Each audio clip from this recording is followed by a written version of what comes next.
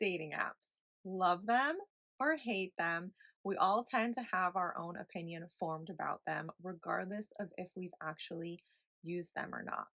Today, we're diving into assumptions based off of red flags, green flags, and overall, the theme is focused on dating apps. Let's get into it.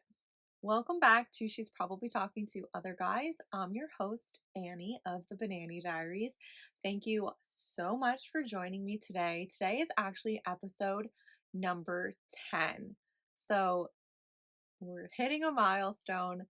10 episodes of She's Probably Talking to Other Guys. 10 episodes full of assumptions and fun and mic drop moments and sorry not sorry moments. But I'm so excited that you're here, whether you've been here from the beginning or you're just starting to tune in now. Thank you so much for tuning in. I'm so excited that you're here. Just a friendly reminder, I am not a therapist, psychologist, or expert in human behavior. Everything shared here is based on personal experience, opinions, and a lot of conversations over coffee with friends. If you're struggling with something deeper, I always recommend seeking professional help in chatting with a licensed professional. This is a judgment-free, assumption-checking zone, so take what resonates with you and leave the rest. A quick recap of last week. Last week's episode, number 9, was titled, What You've Been Through Doesn't Define You, It Shapes You. We talked about how what's happened in your past doesn't have to continue happening in your future. You don't have to relate yourself to that person anymore that you used to be. You're allowed to grow. You're allowed to become someone new. You're allowed to reinvent yourself because at the end of the day, you can choose to be whoever you want to be. So tune in to last week if you haven't yet, or give it another listen if you feel like you need an extra reminder that it's okay to leave your past self in the past because we are looking ahead, focused on the present and the future. Today's episode is titled Profiles, Promises, and Red Flags. When I decided to do an episode on dating apps, it wasn't necessarily based off of me personally. I've never used a dating app, although I will tell you, I have had friends who have tried their hardest to get me onto one. Um, I'll share a little bit later as to why I don't think that I will ever enter the dating app realm. But I wanted to do an episode on this today because, first of all, I got a lot of comments and messages that you loved the first red flag, green flag episode that was closer towards the beginning of this podcast. So I wanted to revisit this topic, but in a different light. So we're really tackling the different color flags that appear when it comes to online dating apps. I know numerous people who have found their person on dating apps. From my best friend, my cousin, I have some other family members who have, and I just hear other people talking about it sometimes in different places that I frequent. But I personally haven't done it. So, some of these assumptions that we're going to go through first are assumptions that are actually from people that I personally know who have used dating apps. I reached out to them last week and I asked them what general assumptions people said to them when they found out they were using dating apps. They told me just overall comments that people made while they were using dating apps. So let's go through a few of those first. I will tell you, I knew that my friends were too shy to come on the podcast to actually talk about their experience, which is why they sent me this instead of showing up. Um, I wouldn't say, again, I told you that I'm very shy when I meet new people, but I wouldn't say that I feel that I'm outgoing by doing a podcast, but I have learned with a lot of my friends that they love me, they listen to it, they support me, but they don't want to be on here like at all. And that's okay. But they did send me those texts for what they wanted me to point out about dating apps, which I thought was cute. But they don't ever want to come on here. I'm sorry. You can't meet some of them because they don't want to, and I respect that. These are just from my friends who have used dating apps and were successful at them. I have to admit, personally, I don't know anyone who hasn't been successful at them in finding their person, which I know that should kind of like be a sign to me that they work. But anyway, all right, assumption number one, everyone is just looking for hookups. I feel like that's a very popular assumption for sure. I mean, especially when it comes to some of the dating apps that are more so known for that. She was telling me that this is what people were saying to her when they found out that she was on the dating apps, was that she wasn't really going to find anyone like for the long term, because that's all people were looking for, which clearly that's not true, because I feel like the dating apps have also expanded so much to cover so many different lifestyles or beliefs or just ways of living, and there are so many now that people can choose from.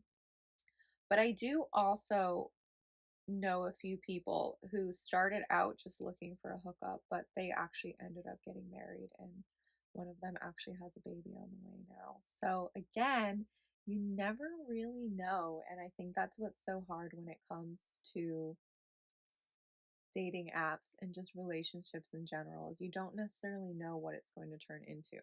Another assumption, so the second assumption from my friends, was that men message first and women wait. I know for sure that is not accurate, because of conversations that we've had before. One of my friends was always the one who reached out first. I do also believe there is like a specific dating app though where you are supposed to like let it be that the woman reaches out first. But I know that one of my friends was always the one who reached out the second that she saw someone that she thought she was interested in. She wouldn't hold back, and she just always messaged first. She never really waited. So I don't really think, even in like, I'm going to say real life, but even not on dating apps, I don't feel personally that it's really a thing that men are always making the first move. I feel like, especially nowadays, it's very common for women to be making the first move. Assumption number three, people exaggerate or lie on their profile. Keep in mind, like, there's going to be a lot of devil's advocate happening today, because it's so, again, these assumptions. Yeah, I'm sure this happens a lot. My friend gave me this one because people accused their person, I'm going to say person, because I'm not revealing names. People assume that their person was lying about stuff. In reality, he wasn't. Everything that he said was incredibly accurate and true. For some reason, some people were telling her that there was no way it could be true, this or that. I don't recall the specifics of what it was. But again, it was this assumption that, oh, it's a dating app, he's exaggerating. It's a dating app, that can't be true, or maybe he's not sharing everything, something along those lines. But in reality, they've been together for like 6 years now, in a very serious relationship, and he was not lying.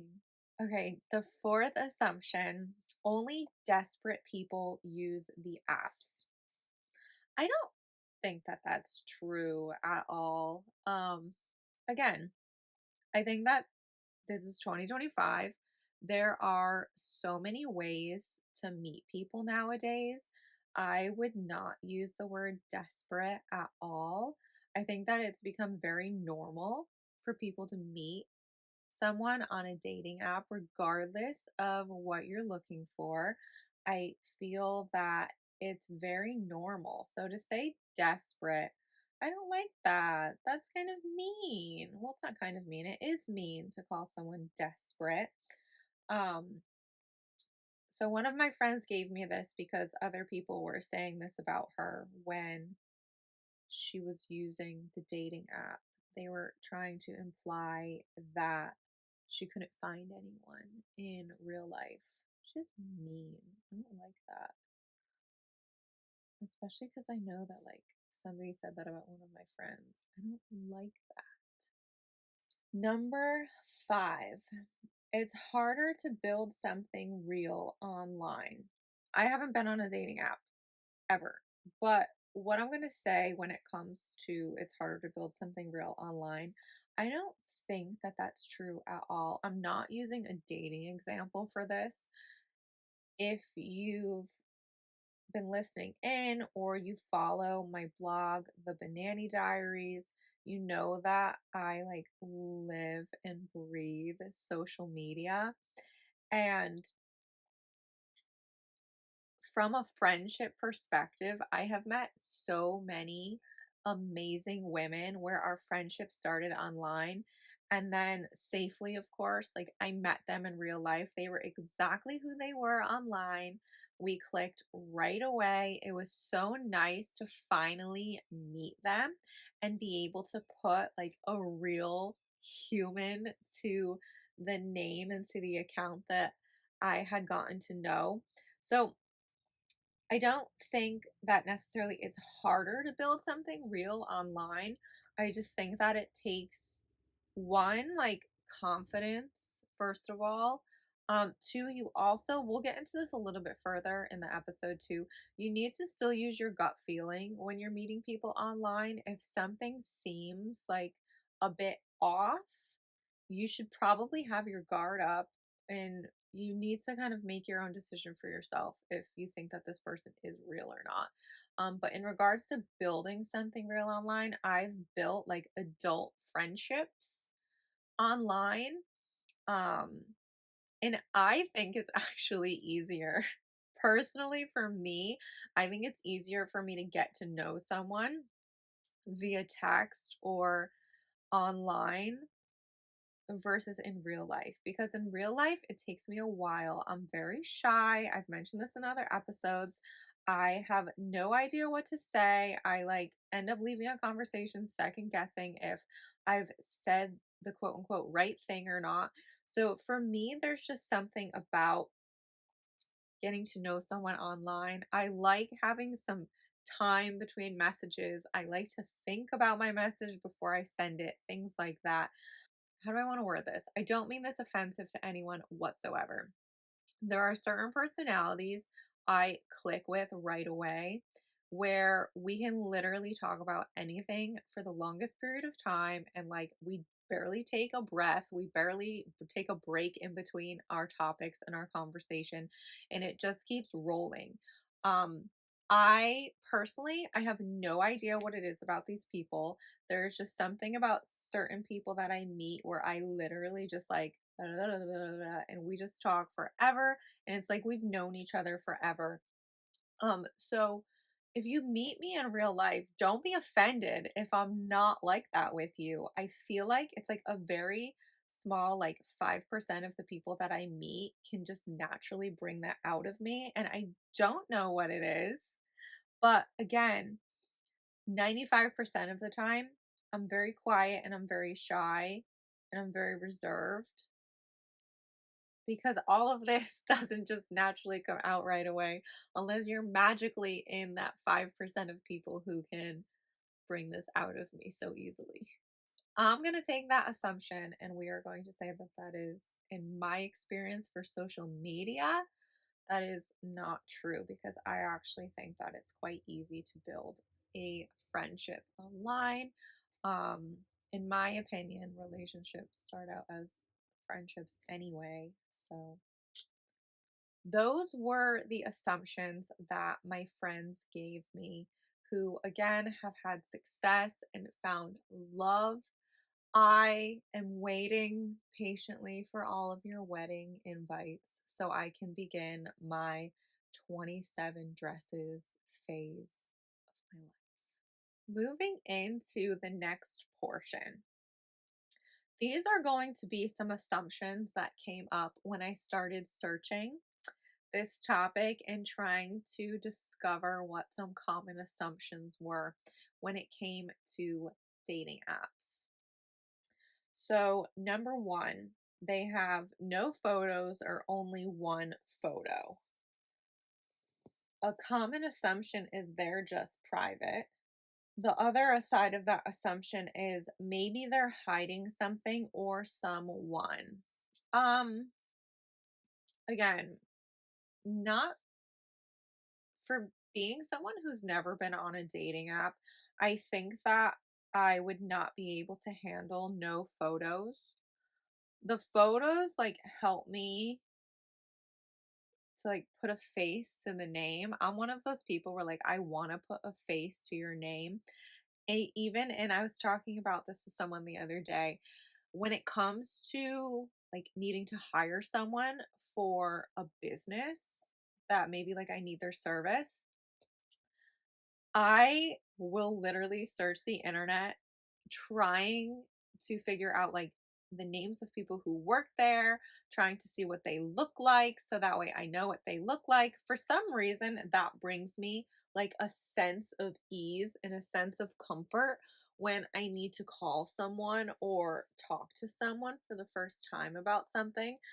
Don't ask me why. I have no idea. I just personally really love a photo. I love a biography. I like to know a little bit about the person that I'm talking to. Again, that's from like a business perspective, but it would be the same if I was to go on a dating app. I would need photos. They need to be real photos.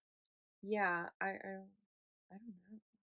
I don't know that I could ever make an assumption on that they're just private. I think I would naturally I probably wouldn't even make it to the opposite assumption that they might be hiding someone or something or someone because I don't think I would even give that profile like a second thought. I think I would just continue on my way. So, when it comes to assumption number one, personally, I'm going to say that no photos is a red flag. I'm sorry if you're offended by that. Um, Only one photo, I'm not gonna give that flag a color. I'm not sure. At least if there's like one, if you can put a face to the name, that's better. Um, but I don't know. Is it just me? I have like over 14,000 photos in my camera roll. They're not all me, I swear, but I mean, is it strange that I have like that many photos in my camera roll? I'm just shocked that someone wouldn't be able to pull one photo of themselves. Number two, there is an assumption about someone having only group photos. So one of the assumptions is they must be a super social person.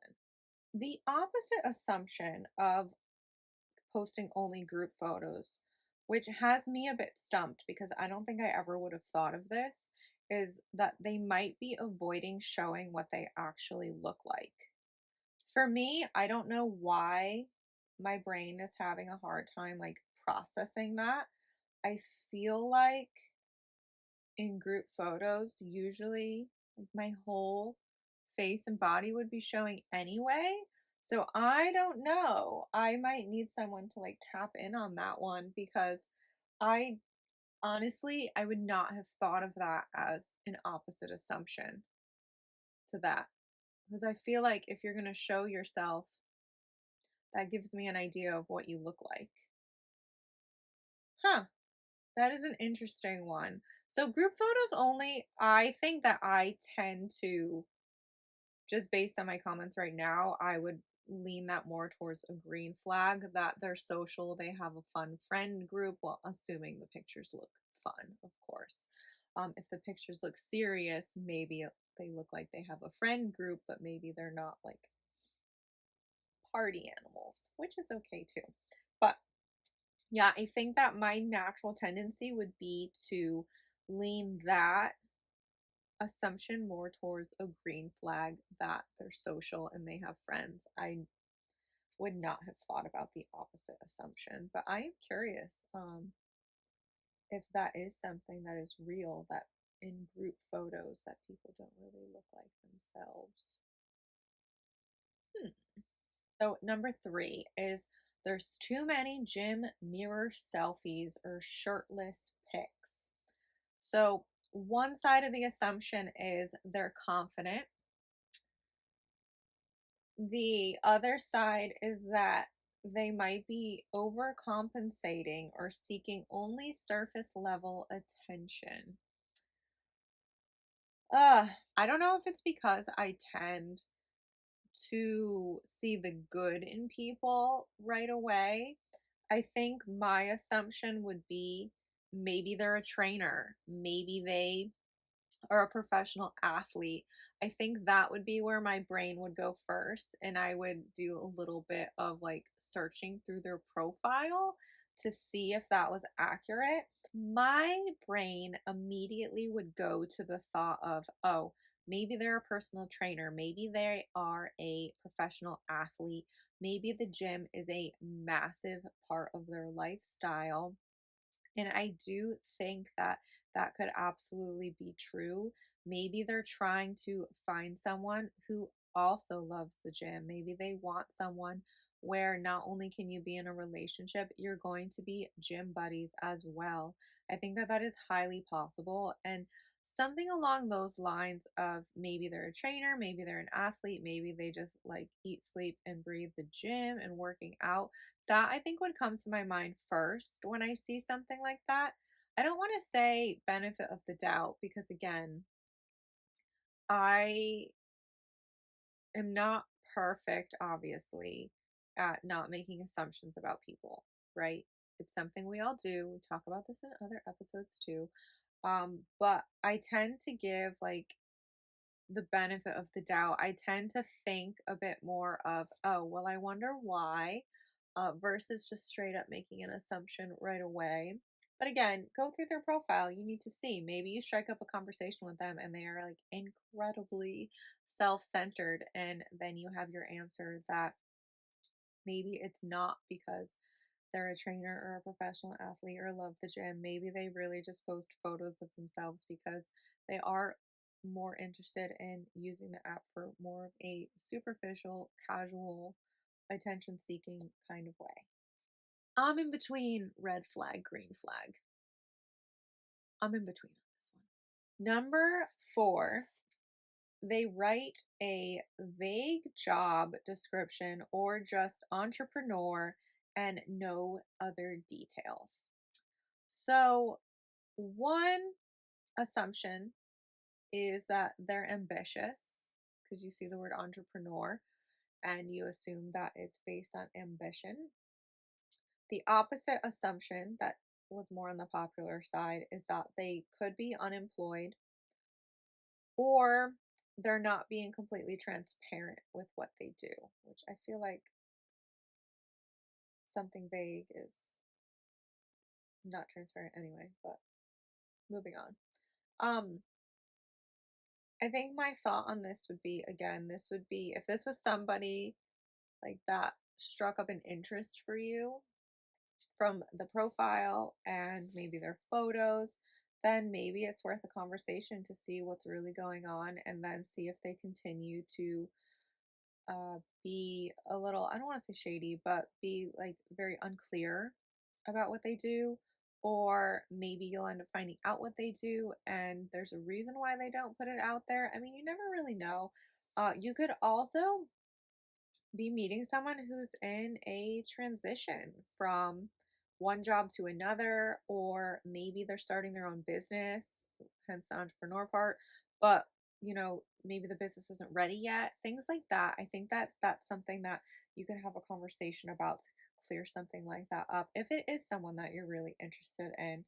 Um, I think if I'm gonna say it could be either or. It's gonna go to a red flag for me if it just overall seems shady and not clear or not direct about why they're not sharing what it is. I think it would go green flag for me to find out that someone is like in a transition stage of their life, or they're in the process of building a new business, something along those lines. I've been through those phases. So for me, that would be green flag because from personal experience, I know what it's like to be in that transition phase, to be in that building phase. All right, because I've never been on a dating app, I didn't know that people did this. I'm learning a lot, by the way, through this episode. So, number 5 is overly negative bios. The example is don't swipe if dot dot dot. So, one assumption is they know what they want. They don't want people wasting their time. They only want people who are truly interested and are like a perfect match to the bio, to each their own. The opposite assumption is that it could signal that they are bitter.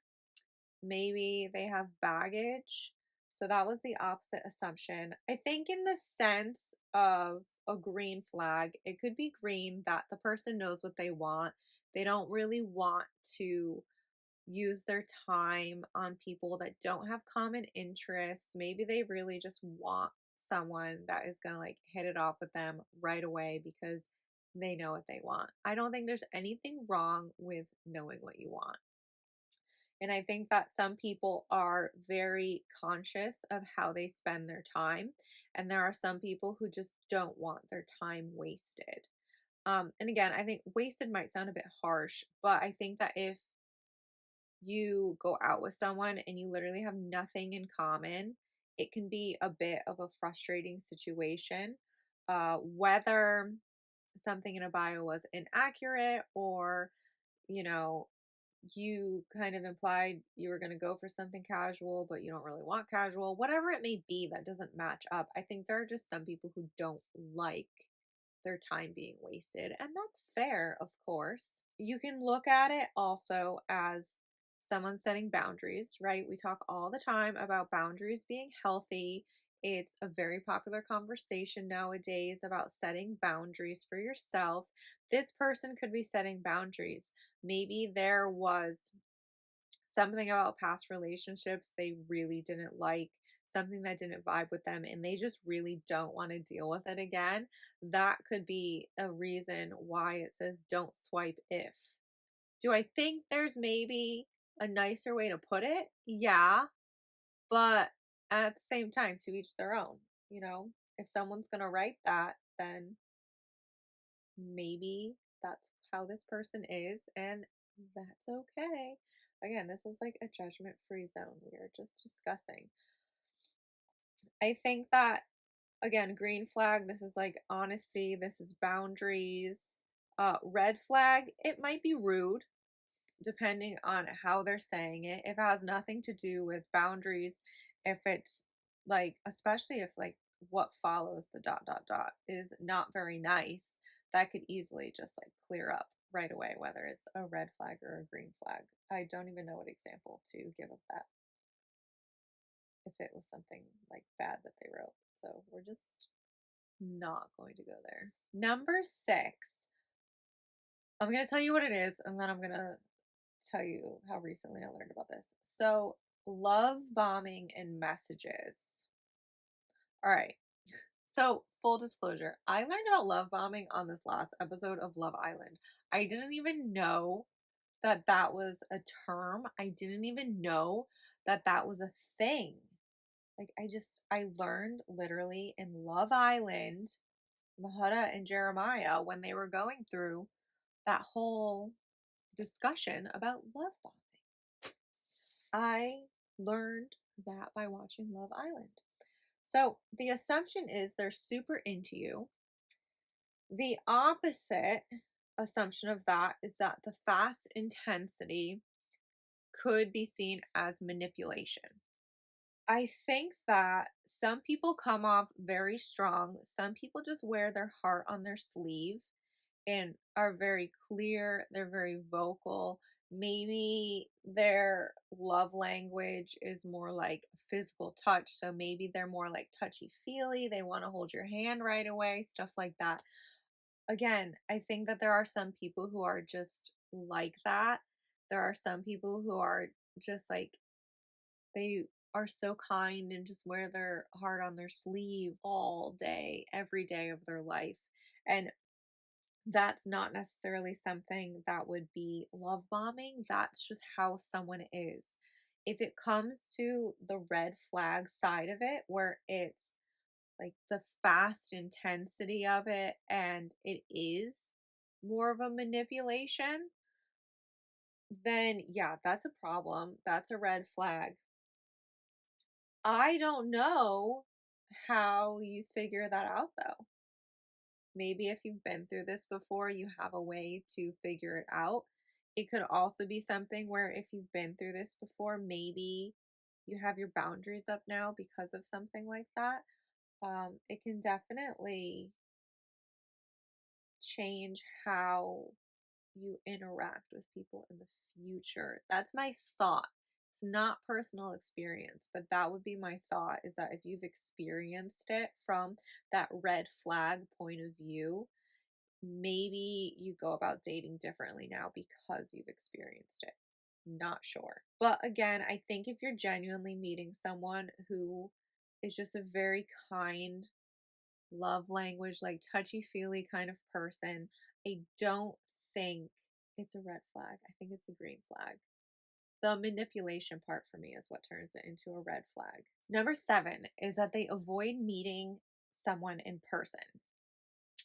I think, like, at the end of the day, if you want to be with someone, you're gonna need to meet them in person. I mean, one side of it is they're just busy or they're shy.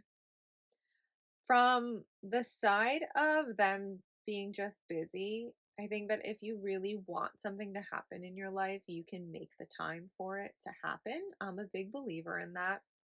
So if someone ever said to me, like, repeatedly how busy they were, and they keep like repeatedly pushing something off because of how busy they were, my mind immediately just jumps to the idea of, okay, well, if you really wanted to, like, you would make time for it. You would have a little effort behind like whatever it may be that we're trying to set up. So for me, that's where my brain would immediately jump if someone kept saying that they were too busy.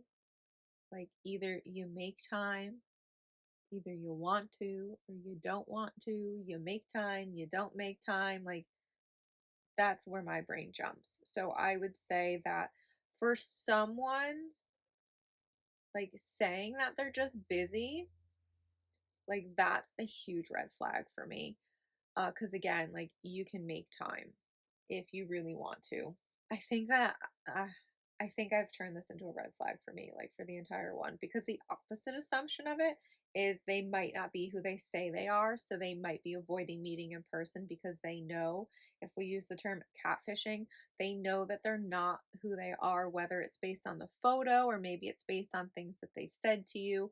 Maybe they have just kind of been playing like a little scheme all along. Um, the first assumption I think was supposed to be a good one, but I'm sorry, for me that hit me like a red flag. So if you're busy, I find that to be a red flag because you're not making the time. If you're not who you say they are, like, that is a huge red flag. That's not good at all. That's when your gut feeling really needs to kick in and know that something is up and you should have your guard up. Again, just saying from my point of view, this is not factual whatsoever, just my point of view. Back to they're just shy as well. Again, I'm a shy person, but at the end of the day, if I want something, I know that I have to get over it. And again, easier said than done. I've practiced this. I try to do things to push myself out of my comfort zone on purpose. So again, I think that I would go with the idea that it's still a red flag, because even if you're shy, Like, if you're interested, you can still say something. You can still try to meet up.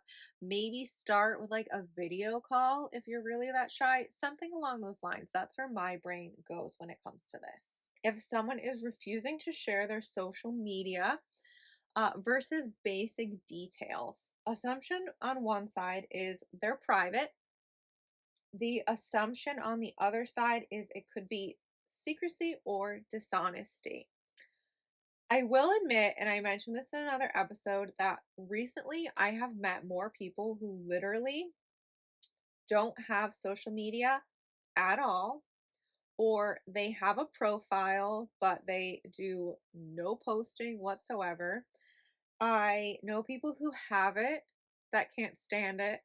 They only have it so that way they're there, but they literally like don't use it. Like these are people where I will send them a funny meme and like a month later they'll actually open it. So again, I think that when it comes to social media, everyone has their own like temperature, if we say, for how they use it.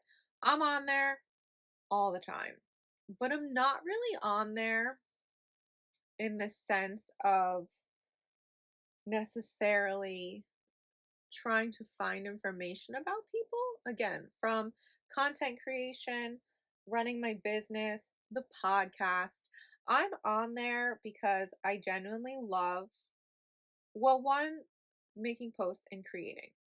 Two, I like to get to know people. And I feel like social media is a fun place where you can have interactions with people that you wouldn't normally interact with based on like location or based on their job, something along those lines.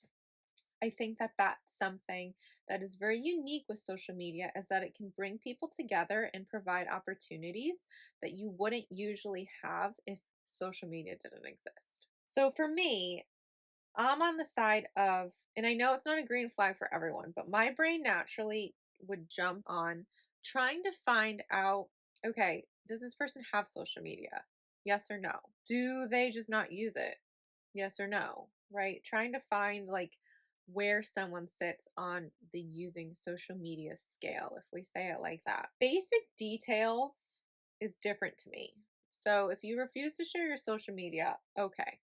But basic details, I think, could be a bit strange. And I'm not talking like it's basic.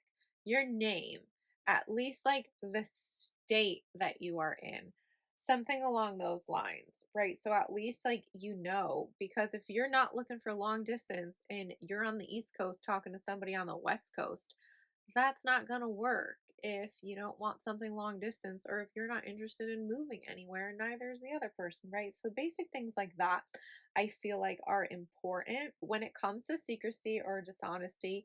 Yeah, I mean, again, I mentioned for another assumption, catfishing. No, that's not cool, but people are still going to do it. There's still going to be fake profiles up, and you just need to try your best to kind of gauge what exactly the situation is based on the profile that you're looking at. All right, there's assumptions out there that there are people on dating apps who love drama and talking badly about their exes.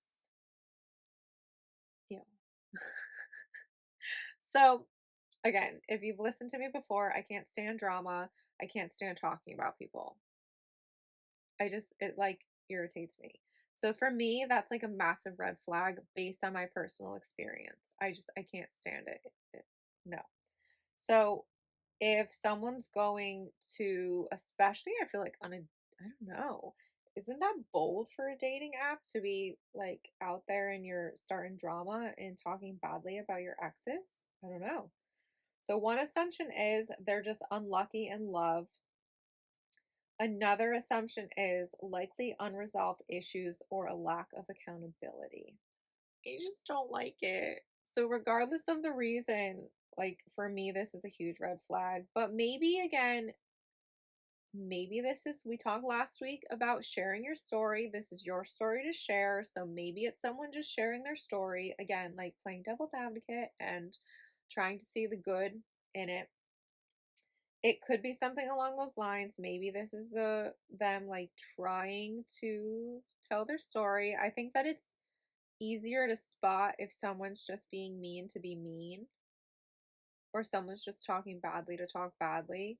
So, again, you use your radar, kind of figure out where this person falls on this. If you love drama and you love talking ish about your exes, I'm not judging you whatsoever.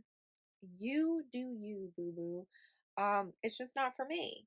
But again, maybe there's somebody out there who likes this. And it's literally to each their own. So again, for me, this just screams red flag for personal reasons. Maybe not for you. And that's okay. And that's why we talk about this. Inconsistent communication. One assumption is they're bad at texting.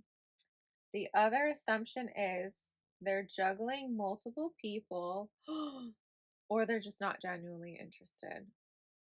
And we've talked about people being bad at texting before. So that in a previous episode was more just about clarifying and being like, are you just not into texting? Do you not like texting? Are you bad at it? Um, Things like that. Uh, I don't know how, unless you like can figure it out, I don't know how you would know if they're juggling multiple people. For me, it would be, and even some of my friends do this, and then they ask me why I don't reply. But if you text me, ha ha ha ha ha ha ha ha ha, I don't usually reply because one, I don't know what I'm gonna say to that. Two, like if that's your only response, I'm just not gonna reply. I tend to be someone where if the conversation isn't like, I don't want to use the word intriguing because I know that I have some incredibly boring conversations with people where we're actually having a productive conversation, but to someone from the outside, it's like one of those boring conversations you could possibly have. But for me, like one word answers, only LOL, only like ha ha ha ha ha. I don't answer because I'm someone where I feel like I'm bothering you. So if I stop texting because you only sent me like ha ha ha ha, it's because I feel like okay, either conversation's over, all I did was send you something funny, that was your response because I knew it was funny. But again, like I'm not going to continue replying after that because to me it's like either I got my point across just by sending a funny meme or just saying something funny because I'm so hilarious, lol. um I wouldn't reply usually to something like that. And when it comes to dating, if you're sending me one word answers, I'm probably going to stop replying because to me that's just a sign that you're not interested. And I think that if they were interested, I think there would be a conversation like as to why I didn't reply. Like that would be in my mind. Like if you were interested, you could strike up the next conversation after I stopped replying because you do want to talk to me. But I think that if the conversation stops after you've given me a one word answer and then I don't reply, conversation's done, and then you don't hear from me and I don't hear from you, that would be my answer to okay, they're not interested because now they're not reaching out. And again, there can be so many different miscommunications with this. Um, but that's kind of where I sit on this is ask someone if they're bad at texting or just put two and two together and know that someone's into you, but they just don't text. Some people like to talk on the phone, believe it or not. Some people prefer to just be with someone in person, and that's okay. I have some friends where texting is absolutely terrible, but once we're in person, we don't stop talking and laughing. So it's all good. But I think that for you, again, when it comes to dating, communication is so important. And you need to know where you sit on how often you like to communicate, how you like to communicate, because otherwise it can just cause like some unnecessary stress and potential drama. We talked in a past episode how poor communication can lead to breakups when maybe all it would have taken was a little bit of clarification on the situation. I told you in the beginning of the episode that I would reveal why I will most likely not go on a dating app. It is no judgment whatsoever towards people who do it. I feel more comfortable making friends on social media than I ever would trying to date someone on a dating app. I personally like a mutual connection. I like when somebody that I've known for a while knows this person. I prefer sometimes to be friends first, depending on the situation. For me personally, I don't think you're ever going to find me on one. If you do, maybe one of my friends made a profile because they thought it would be fun and convinced me to do it. But you're not really going to find me on one. That's just not something I see in my future. When it comes to some key takeaways for this episode, I think number one is, and I want to stress, you always need to trust your gut, especially when it comes to meeting people online, whether it's people that you've been engaging with on social media, whether it's a dating app, whether, I don't know, you're inquiring to buy something on social media. You still always need to trust your gut.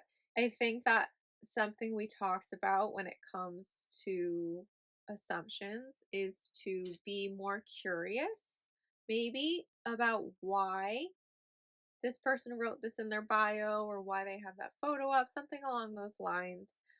Right. Like, again, trust your gut. If it's a photo and whatever it may be, completely, it's like turning you off, then trust your gut if you don't think you should look into that any further. But when it comes to something, I don't know, maybe simple or something small, and you're just curious, you're interested in getting to meet this person, you never know what can happen. And I could tell you that from one of my friends who was on there just for a hookup, and now there's a baby on the way. Like, she would be the first person to tell you that she never thought that this was gonna, like, turn out the way that it did, you know? It was gonna be like a one night thing, and then they dated for the longest time, and then they got married, and now there's a little baby coming.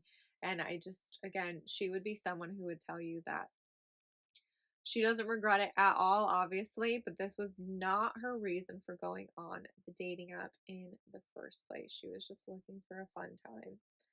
Um, yeah, and she found love. So again, there are numerous people who have found love on dating apps. If it's for you, cool. If it's not for you, that's cool too. You need to do what you're comfortable with. And you don't have to go out of your comfort zone for everything, also. I think that there's a lot of conversation about pushing yourself out of your comfort zone and trying new things and always doing this or that. And I just think that there are some aspects of your life where it's okay if you don't want to take yourself out of whatever your comfort zone might be for this specific topic, right? There's always different concepts on learning and growing and experiencing new things. But if it's truly something you don't want to experience, you don't have to. So don't feel that this is something you have to try. I'm not going to try it, even though my friends try to convince me to do it.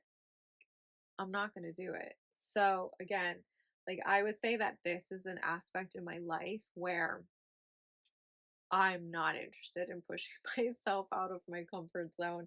The dating apps can stay undownloaded on my phone for sure. I always say that I'm excited, I know, but I am very excited for next week. I feel like this is going to be a very fun episode. It is texts, dates, and other misunderstandings. So we're going to dive into assumptions that are made based off of text messages you've received, or little emojis that are sent, or someone's behavior. We're just going to dive in. We're going to cover a few different topics. So I'm really excited for you to tune in to that episode. As always, thank you so much for tuning in. Follow along on social media, hit that follow button on Spotify. You can also tune in on Apple Podcasts, Amazon, and iHeartRadio as well. I can't wait to talk with you next week.